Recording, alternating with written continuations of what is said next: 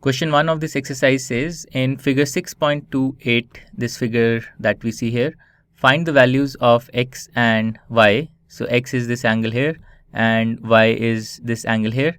So we have to find the values of these two angles and then show that AB is parallel to CD. So AB parallel to CD is something that we have to prove. It is not given to us.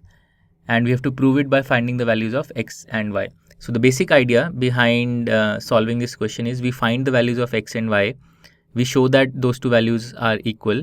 And because x and y form an alternate interior angle pair, so this angle and this angle, they are a pair of alternate interior angles. If they are equal, that will imply that AB and CD are parallel. Okay, so let's get on with the proof. So first we take this angle 50 degree and x. These two angles form a linear pair of angles. So we can write 50 degrees plus x is equal to 180 degrees because these two angles form a linear pair of angles. From here we can find the value of x. So let's do that. So x is 180 degrees minus 50 degrees. This is equal to 130 degrees. Okay, we have found the value of x. Let's similarly find the value of y.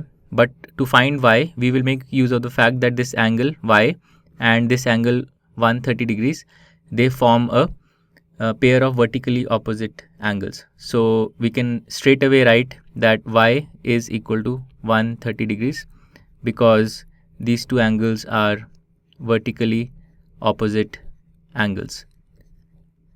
So what have we found? We have found that both x and y have a measure of 130 degrees. So this means that x is equal to y. So these two angles x and y, they are equal. And this means that AB must be parallel to CD because x and y are alternate interior angles and they are equal. So if you have a pair of alternate interior angles which are equal, then the lines must be parallel. So this is the solution of question 1.